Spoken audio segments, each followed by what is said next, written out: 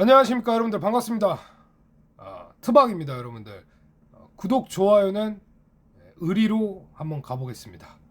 날이 여름이네요. 여름 날씨죠. 저도 이제 반팔을 입었습니다. 예, 반팔. 굉장히 덥네요. 벌써 이렇게 따뜻해질 수가. 5월 가면 아주 진짜 한 30도 가겠어요. 이러다가 여러분들 정말 시간 빠르죠. 4월 1일 멋지게 출발합시다 여러분들. 파이팅 합시다. 자, 본격적인 돈풀기가 향후 몇 년 안에 진행이 되겠죠. 빠르면은 내년이 될 수도 있고 내년 뭐 하반기가 될 수도 있고요. 그때 항상 신흥 부자가 탄생을 하죠. 그러면 지금 이 시기에 잘 버티는 사람들이 결국에는 신흥 부자가 탄생한다는 겁니다. 유동성 돈 축제장 이런 얘기 많이 들어보셨죠. 근데 지금은 유동성을 퍼볼 수는 없어요. 왜냐하면 코로나 때 역대급으로 돈을 한 3천조 이상을 풀었기 때문에 지금은 그걸 걷어들여서 다시 돈을 푸는 날이 올 겁니다. 그때가 되면 이제 본격적으로 막 돈을 퍼부어주고 그럴 때쯤이면 사실은 굉장히 이제 위험 신호가 올 때입니다. 그러면 또 다시 긴축을 할 것이고 똑같은 방법으로 갈 거기 때문이죠. 자, 오늘 주말은 여러분들 킬링타임용이고 제가 시장을 어떻게 바라보는지에 대해서 여러분들한테 아주 좋은 인사이트를 드리기 위해서 많은 공부를 해서 저만의 생각을 한번 담아봤습니다. 자, 비트코인이 현재 15,000달러에서 28,000불까지 올라온 상황을 보면은요, 개미들의 매수세로 들어온 게 아니죠. 그러면 기관 세력들이 끌어올린 장세잖아요. 뭐 여러분들이 좋아하시는 또 잘 알고 계시는 온체인 데이터 보면 CVD 자료에 뭐 보라고래, 갈색고래, 뭐 빨간고래가 뭐 매수를 하고 매도를 했고 이런 게 나오죠. 근데 그런 것에 대해서 자유로워져야 됩니다. 그거는 사실 크게 의미가 없어요. 본격적인 대상승장은요, 온체인제 데이터가 아니라 개미들의 미친 매수세가 그걸 보여줄 겁니다. 결국에는 그겁니다. 개미들의 미친 매수세. 그게 진정한 유동성이에요. 그러면 개미들의 매수세가 들어오려면 여러분들 지금은 힘들죠. 다 힘들어요. 지금 누가 이렇게 미친 듯이 돈이 많겠습니까? 돈이 많은 사람이 리스크 관리를 잘하신 분들이 지금 장을 굉장히 즐기고 있다는 거, 그렇게만 바라봐 주시고요. 여러분들 부동산이 2019년도 20년도 코로나 때 폭등할 때 굉장히 10년 동안 이 가격이 상승하지 않았습니까? 유동성을 퍼부어 주는 건 뭐죠? 그게 뭐예요? 그 저금리잖아요. 유동성은 곧 금리와 대출을 풀어주는 게 그게 진정한 유동성입니다. 그래야 기업들도 먹고 살만해지고 기업들이 세상을 이끌어가죠.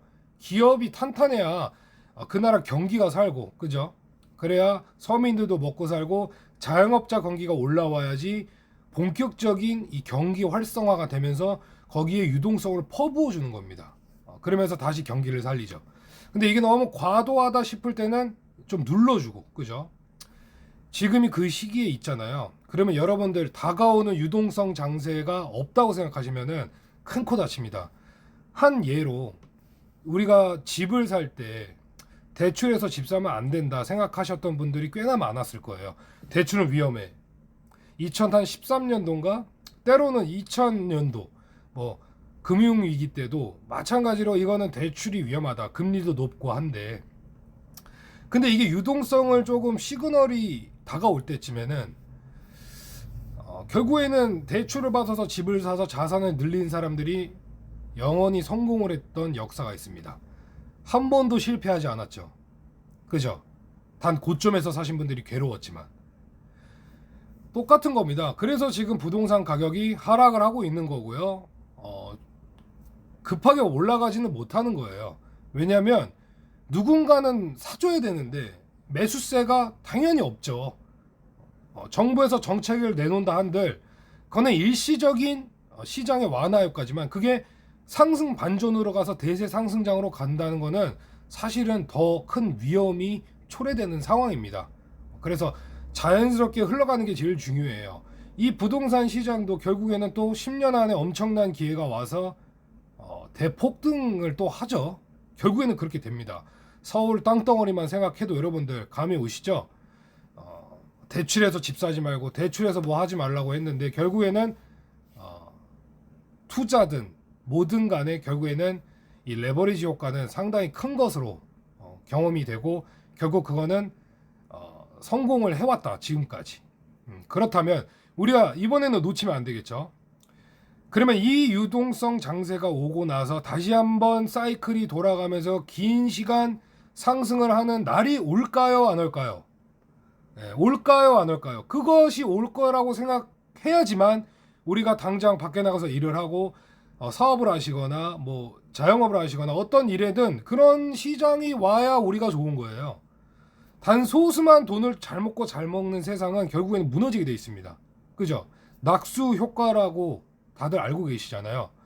그래서 경기가 이제 조금씩 꿈틀대면서 돌아가는 징조가 나오는 게 바로 이제 유동성이 시작된다는 거. 그러면서 굉장히 긴 시간, 오랜 시간 그 장세가 지속된다. 근데 이거는 어떤 한 투자처에서만 나오는 게 아니라 비트코인 시장도 마찬가지고 주식 시장도 마찬가지고 부동산 시장도 마찬가지고 뭐 이런 것들이 있잖아요. 거기서 다 같이 길게 올라가는 상승이 나오는 그 돈 축제 파티의 장이 우리가 이 한 번 이 힘든 고비를 넘기고 나서는 그 장이 찾아옵니다. 찾아오지 않는다 생각하면은 투자를 멈추세요. 투자를 내려놓고 돈을 차곡차곡 모으셔서 은행에 입금하시면 됩니다. 그게 가장 간단한 방법이에요. 이거 투자는 나는 아니야. 이거 뭐 돈도 벌 수 있는 사람만 벌지 나는 그 행운의 주인공이 될 수 없잖아.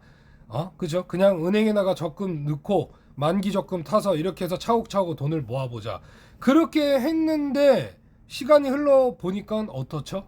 예, 결과론적으로 물론 자기가 만족하는 금액이 있겠지만 앞서가는 일은 별로 없습니다. 예, 자산이 확 급수적으로 늘어가는 걸 느끼기가 힘들어요. 왜냐? 또 돈이 있으면 언젠간 돈이 나갈 때가 있기 때문이죠. 근데 내가 어쩔 수 없이 진짜 강제로 자산으로 바꿔 놓으면 정말 어떻게 해서는 끌고 가서 세월이 딱 흘렀을 때 자산은 커져 있다는 겁니다. 예. 제가 제 방송에서 왜 부동산을 말씀 많이 드리냐면요. 대한민국은 부동산입니다. 왜냐? 한국은 전 국민이 거의 전 재산이 부동산에 들어가 있어요. 그래서 이건 급락을 시켜서 아주 폭락을 만들어 가지고 대한민국 국민을 싹 다 죽일 수가 없습니다. 정치적인 게 굉장히 엮여 있기 때문이죠. 부동산 정책 아주 제일 많이 신경 쓰는 분야 아닙니까? 제가 그래서 이번에 우리가 코인으로 돈을 벌게 되면 반드시 다시 한번 투자를 해야 된다면 부동산을 꼭 해야 된다. 이런 생각을 갖고 있습니다. 우리가 정말 미쳐버렸던 지난날을 한번 봐보세요. 뭐 상가, 빌라도 오르고 뭐 그냥 어디 판자촌 땅끝마을까지도 그냥 올라가 버리고 역도 없어. 그냥 뭐 GTX 깔리면 그 주변이 뭐 좀 잘 된다면은 아직 노선도 안 깔리고 향후 10년의 미래도 다 땡겨와서 부동산을 폭등시켰어요. 그 작전 세력에 우리가 당한 거지만 거품이 빠지는 시기에 서서히 또 살려낼 겁니다. 언제나 그랬듯. 근데 대출해서 집 사지 말고 절대 대출로 뭘 하지 말라고 주변에서 말리고 그런 분들은 멀리 하시고 감당할 수 있는 레버리지라면 관계가 없고요. 내 한계를 남이 평가하는 거는 잘못된 겁니다. 여지껏 남의 말 들어서 잘 된 적이 없어요. 물론 부모님 말씀은 어느 정도 귀를 기울여야 되지만 항상 사람들은 먼저 걱정을 해줘요. 야 그거 안 되지 않아? 나 편의점 좀 해보려고 하는데 야 편의점 그거 힘들지 않아? 야 그거 아르바이트 돈 내고 뭐 하다 보면 그 돈도 못 번대. 근데 편의점을 하시는 분들은 편의점 1, 2호, 3호에서 잘 먹고 잘 사는 분들도 많아요. 야 근데 내가 뭐 채소 가게나 뭐 아니면은 뭐 이렇게 뭐 가락시장이나 이런 데서 도매로 뭐 좀 해볼까? 야 근데 그거는 다 그런 게 있어요. 근데 그거는 남이 그렇게 얘기해주면은 그 자리에서는 나도 안도감이 있습니다. 그래 맞아. 에이 위험하지. 이미 내가 뛰어들 때가 아니지. 시장에 아직 내가 들어갈 때가 아니지. 많은 사람들이 이미 다 시작을 해봤자 그거 뭐 쪼개먹기지 뭘 잘 되겠어. 이런 사고방식을 여러분들 우리 구독자님들은 조금 깨버렸으면 좋겠어요. 진짜 두 주먹으로 다 박살냈으면 좋겠어요. 그래서 비트코인 투자는 야 그거 해서 뭐해? 야 그거 거품이고 그거 마이너스 90%고 값어치도 없고 폭락하면은 많이 내려가고 상장 폐지도 되고 그거 하지 마. 뭐하러 해? 그럴 때 의심을 해봐야 돼요. 왜 하지 말라고 했으며 내가 그 사람들의 말을 듣고 내 의사결정을 바로 해야 되는지. 네. 저는 그게 좀 안 맞아요. 저랑은 그 성향이. 왜 하지 마 하고 알아보고 나서 제가 뭐든지 본인이 결정하거든요. 근데 결과론적으로 보면은 결국에 자산은 올랐고 비트코인도 여전히 계속 상승을 했습니다. 그거는 변함없는 진리잖아요. 네. 근데 또 가격이 어느 순간 많은 가격이 올라가 있으면은 또 똑같은 이야기가 반복될까봐 저는 두려워요. 네. 이미 버스는 놓쳤고 끝난 건데 유동성 장세가 본격적인 시작으로 되고 그 시간이 지나면 지나갈수록 결국 축제는 끝나간다고 보고 있거든요.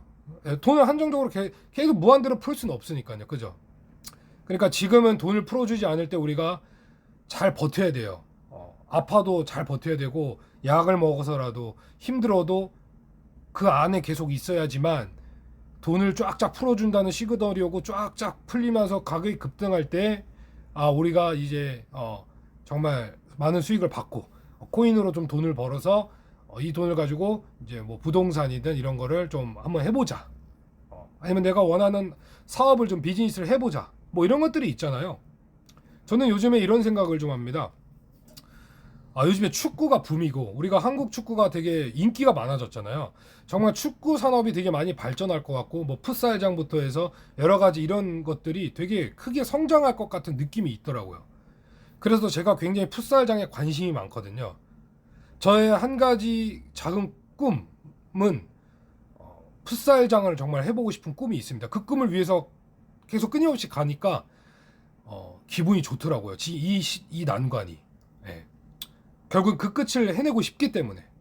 그래서 뭐 자기만의 자그마한 목표를 가지고 남이 뭐라 하든 간에 남들이 되지 않는다 해도 끝까지 가서 한번 해보고 그 끝을 봐야 된다는 우리 집요함이 이걸 가져야 될 시기라고 보고 있습니다. 특히나 이런 시기에. 자, 마지막으로 말씀드리면 비트코인이 현재 28,000불 뚫고 조금 왔다 갔다 하는데 알트코인들 조금 무너지죠. 초보 투자자나 시장에 오래 계시지 않은 분들은 그래서 제가 비트코인 하라는 겁니다. 예. 알트코인 변동성을 굉장히 감당하기 힘들어요. 근데 비트코인은 변동성이 지금 크지 않죠. 이래서 비트코인을 해야지 조금 투심이 흔들리지 않고 조금 길게 갈 수 있고 주말에도 놀 수 있어요. 예. 주말에 알트코인 잔뜩 들고 있으면 못 놀아. 가가지고 계속 핸드폰 보고 있어. 쉴 땐 쉬어야 됩니다, 여러분들. 네. 아시겠죠? 개인적으로 워라벨은 좋아하진 않지만 투자는 조금 쉴 때는 쉬어주고 할 때 또 열심히 하면 됩니다. 저는 그렇게 생각합니다. 즐거운 주말 보내시고요. 내일 또 좋은 모습으로 찾아뵙겠습니다, 여러분들. 감사합니다. 파이팅!